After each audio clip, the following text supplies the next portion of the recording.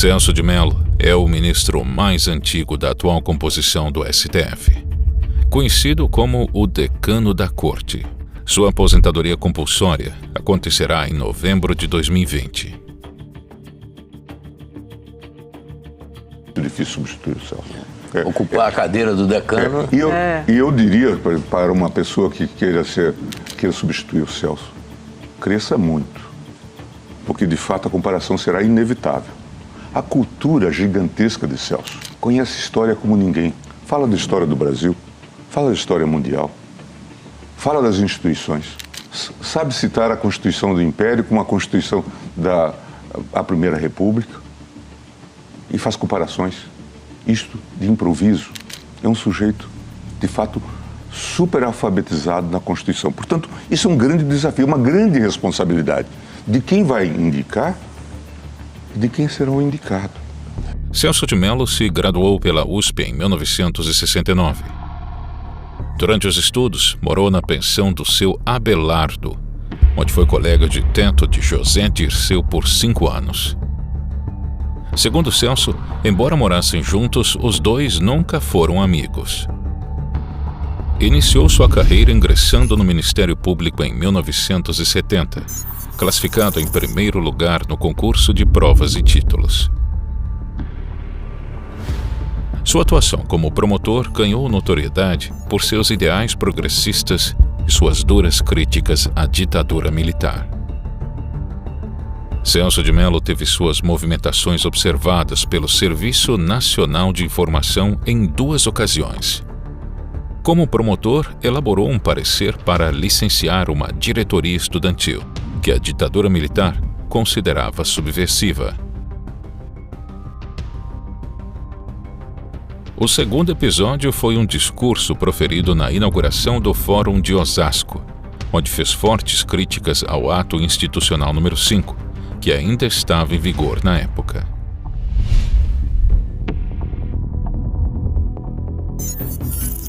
Aproximando-se do meio político, tornou-se assessor jurídico do Gabinete da Presidência da República em 1985, onde trabalhou com Sepúlveda Pertence, que também foi indicado ao Supremo Tribunal Federal pelo primeiro presidente da nova República, José Sarney.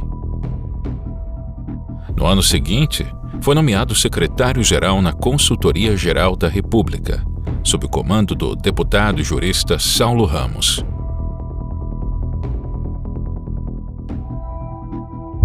Em 1989, foi indicado ao Supremo Tribunal Federal por Sarney. Em seu livro de memórias intitulado Código da Vida, Saulo Ramos descreve um telefonema que teve com Celso de Mello sobre uma votação envolvendo José Sarney. Sarney queria disputar uma vaga no Senado pelo Amapá em 1991, mas sua candidatura foi impugnada e o caso foi parar no STF. Celso foi o último ministro a votar, e Sarney já tinha recebido votos suficientes em favor de sua causa. Mas, mesmo assim, Celso votou contra Sarney. Espera um pouco, deixe-me ver se compreendi bem.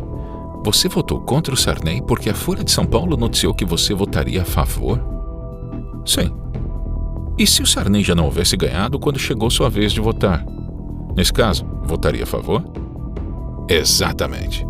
O senhor entendeu? Entendi. Entendi que você é um juiz de merda.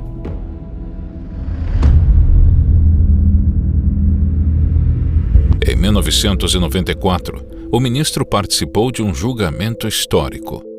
Collor havia sofrido impeachment e respondia no STF às acusações de corrupção passiva. Celso de Mello votou com a maioria na absolvição do ex-presidente, entendendo que não havia provas suficientes para justificar a condenação. Ainda na década de 90, o ministro causava desconforto em seus pares ao defender causas como o aborto, consideradas progressistas.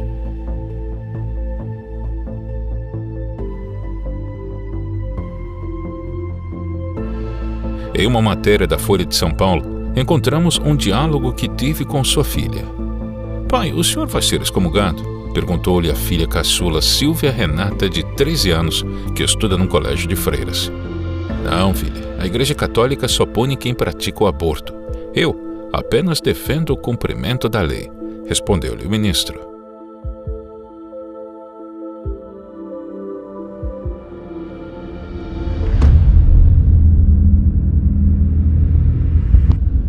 Anos mais tarde, no julgamento do Mensalão, o ministro votou pela condenação dos principais nomes do esquema.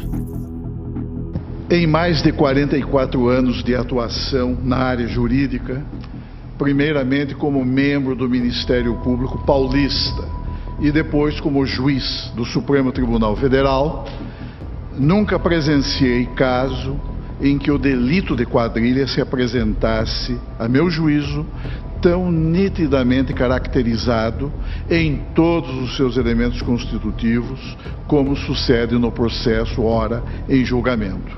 Formou-se, senhor presidente, formou-se na cúpula do poder, à margem da lei e do direito, e ao arrepio dos bons costumes administrativos, um estranho e pernicioso sodalício, constituído de altos dirigentes governamentais e partidários, unidos por um comum desígnio, por um vínculo associativo estável que buscava conferir operacionalidade, execuibilidade e eficácia ao objetivo espúrio por eles estabelecido: cometer crimes nada mais ofensivo e transgressor da paz pública do que a formação de quadrilha no núcleo mais íntimo e elevado de um dos poderes da República, com o objetivo de obter, mediante prática de outros crimes, o domínio do aparelho de Estado e a submissão inconstitucional do Parlamento aos desígnios criminosos de um grupo que desejava controlar o poder. Esse processo, senhor presidente, revela um dos episódios mais vergonhosos da história política de nosso país, pois os elementos probatórios que foram produzidos pelo Ministério Público expõem aos olhos de uma nação estarrecida, perplexa e envergonhada, um grupo de delinquentes que degradou a atividade política, transformando-a em plataforma de ações criminosas. Em 2016, o ministro parece ter tomado uma decisão contrária à jurisprudência do próprio tribunal, ao suspender um mandado de prisão. Meses antes, o STF decidiu em favor da prisão em segunda instância. O réu beneficiado pela liminar concedida por Celso de Mello foi condenado a uma pena de 16 anos e 6 meses pelos crimes de homicídio qualificado e ocultação de cadáver.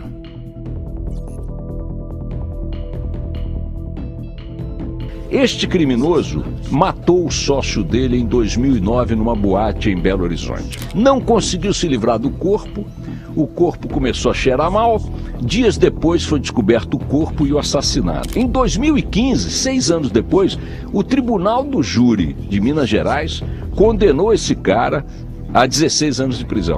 Ele recorreu ao STJ. Menos de 24 horas depois, o STJ deu um habeas corpus.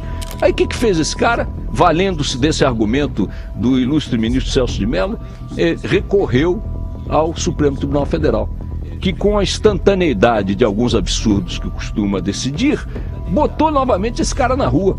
De tal forma que um assassino declarado, claro, de um crime pavoroso de 2009, está até hoje, em 2016, tendo sido condenado pelo Tribunal de Justiça, pelo Tribunal do Júri e pelo STJ, sem ter cumprido um único dia de cadeia. O senhor está libertando um assassino, claro, comprovado, condenado. Em 2019, o ministro votou a favor de enquadrar a homofobia e transfobia na lei do crime de racismo. O voto gerou intenso debate na mídia e no mundo jurídico acerca da possibilidade do STF criar normas penais. Em seu voto de mais de 150 páginas, o ministro trouxe contextos históricos, relatórios internacionais e até citações de autores como Simone de Beauvoir e Hannah Arendt para justificar sua posição, e acusou a omissão do Congresso Nacional em condenar, mediante tipificação penal, atos de discriminação.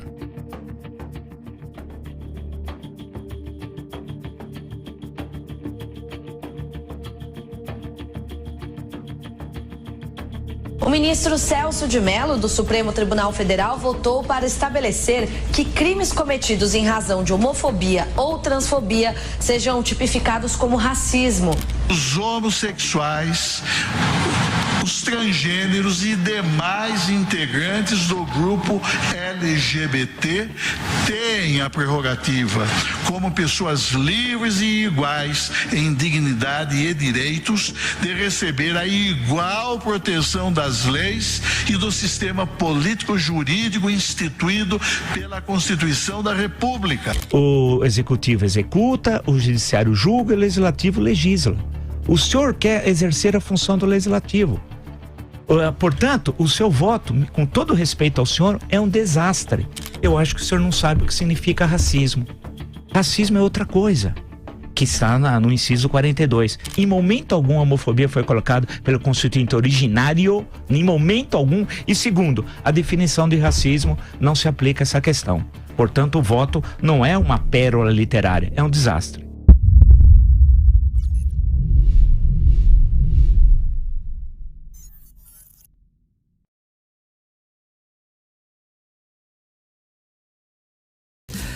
O STF liberou investigação sobre as acusações de Sérgio Moro ao presidente Jair Bolsonaro. Acompanhe com a Luciana Verdolim. Olha, o ministro do Supremo Tribunal Federal, Celso de Mello, autorizou a abertura de inquérito penal para apurar denúncias feitas na última sexta-feira pelo ex-ministro da Justiça, Sérgio Moro, de que o presidente Jair Bolsonaro teria tentado interferir na Polícia Federal. O ministro determinou que sejam apurados crimes de falsidade ideológica, coação no curso do processo, advocacia administrativa, prevaricação, obstrução de justiça, corrupção passiva, denunciação caluniosa e crime contra a honra. Celso de Mello determinou que Moro seja ouvido e apresente provas das denúncias que foram feitas. O ministro Celso de Mello, do Supremo, autorizou agora à noite a abertura de inquérito para investigar as acusações do ex-ministro Sérgio Moro a Jair Bolsonaro. Nós vamos agora a Brasília com Alex Guzmão, que tem todos os detalhes. Boa noite, Alex.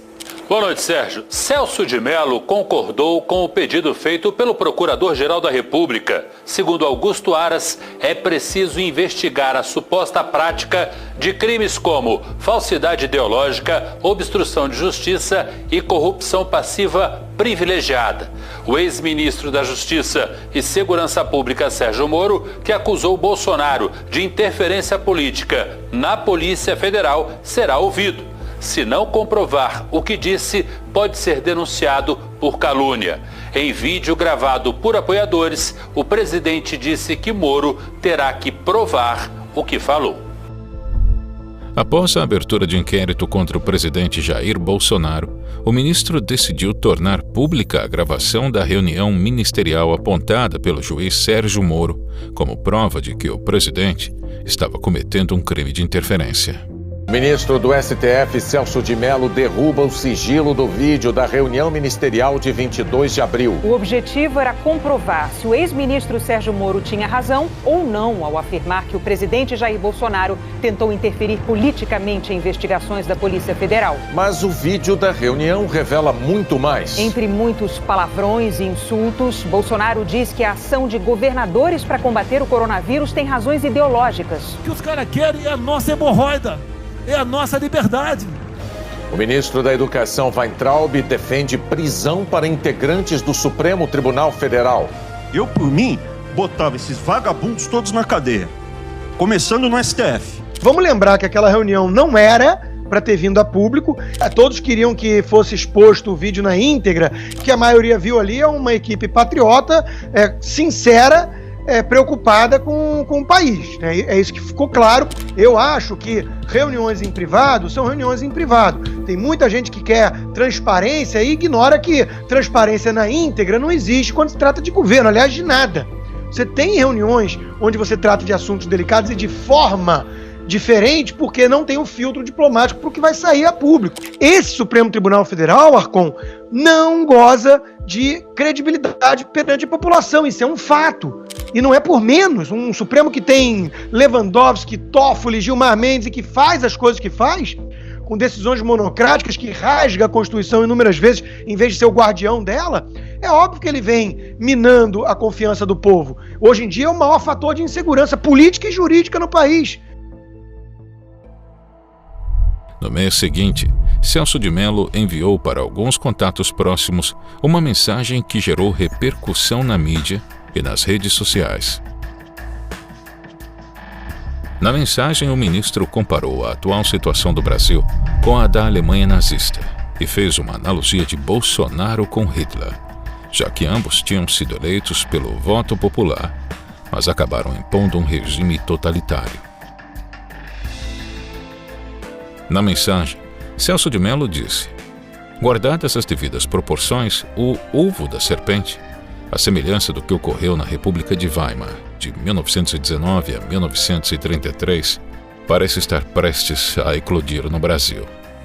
É preciso resistir à destruição da ordem democrática para evitar o que ocorreu na República de Weimar, quando Hitler, após eleito por voto popular e posteriormente nomeado pelo presidente Paul von Hindenburg, em 30 de janeiro de 1933 como chanceler, primeiro-ministro da Alemanha, não hesitou em romper e em nulificar a progressista, democrática e inovadora Constituição de Weimar, impondo ao país um sistema totalitário de poder, viabilizado pela edição em março de 1933 da lei nazista de concessão de plenos poderes, que lhe permitiu legislar sem a intervenção do parlamento germânico.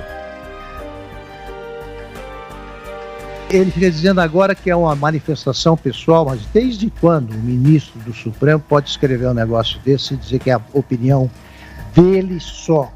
Como separar o Celso de Mello que escreveu do ministro? Nós, que não estamos aí nesse manifesto nem a favor do Celso de Mello, nós somos o quê? Os nazistas, o partido nazista? Então como é que ele faz uma coisa dessas e continua julgando processos envolvendo os nazistas, que só existem na cabeça dele? É um absurdo que um decano, que o ministro do Supremo Tribunal Federal mande uma mensagem de grupo comparando o presidente da República com 58 milhões de votos quase, sem nenhum ato autoritário feito pelo governo. Pelo contrário, vem tentando diminuir o tamanho do Estado, privatizar empresas, mantém a liberdade de imprensa, tudo funcionando, respeita as regras, inclusive absurdas da Constituição, que vem do Supremo, que rasga a Constituição, e esse ministro compara a Hitler, o presidente da República, sendo que há um grau de hipocrisia enorme aí, né? Veja que quando vazou uma conversa fechada, né, dos ministros, tudo, aí esse ministro, Celso de Mello, que autorizou o vazamento, a publicação, a divulgação, fala que é transparência e tudo mais. Quando ele manda uma mensagem, ele fala que aquilo não é o STF, é uma coisa privada, não era para ser tornada pública. Então mostra já o duplo padrão.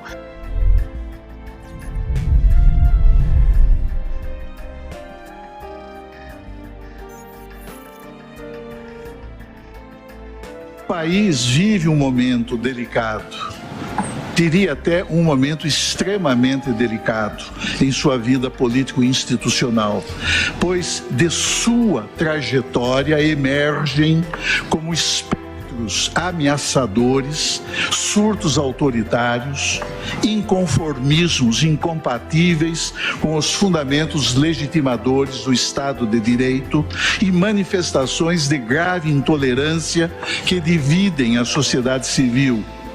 Todos eles agravados pela atuação sinistra de delinquentes que vivem na atmosfera sombria e covarde do submundo digital, em perseguição a um estranho e perigoso projeto de poder, cuja implementação certamente comprometerá a integridade dos princípios que informam e sobre os quais se estrutura esta República democrática e laica. Decano do Supremo Tribunal Federal, o ministro Celso de Mello, chamou de ódio cego, visceral e patológico a publicação nas redes sociais da advogada gaúcha Cláudia Teixeira Gomes. Para Celso de Mello, a conduta da advogada constitui delito de incitação pública a crime e ela pode ser alvo de ação penal.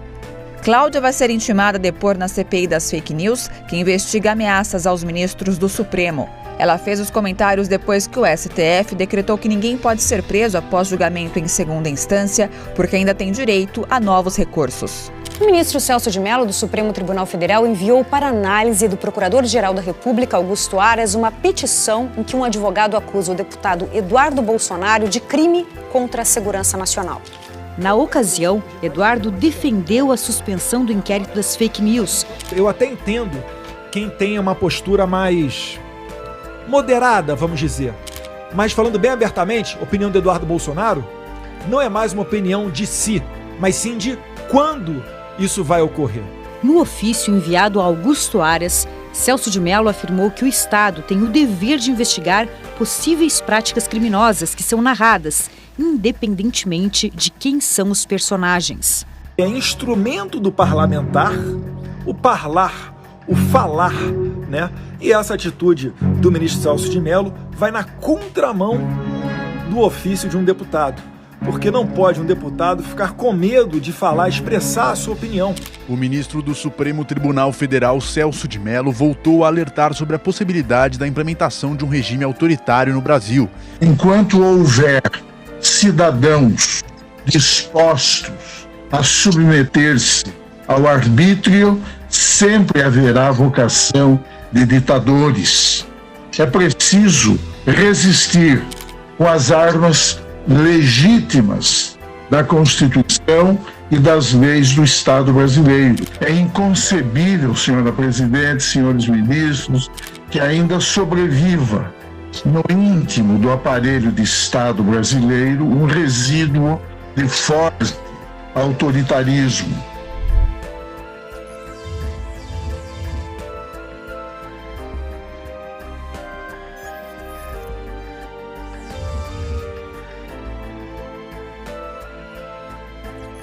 O decano do Supremo Tribunal Federal, Celso de Mello, pediu o afastamento da corte para cuidar da saúde. Em janeiro, Mello fez uma operação no quadril e em março foi internado com quadro de erisipela. No início de agosto, o ministro passou por exames clínicos para verificar se precisa passar por uma nova cirurgia. A licença solicitada pelo decano pode interferir em julgamentos emblemáticos. Um dos casos é o da suspeição do ex-juiz Sérgio Moro no processo do triplex do Guarujá, que envolve o ex-presidiário Lula. Mello faz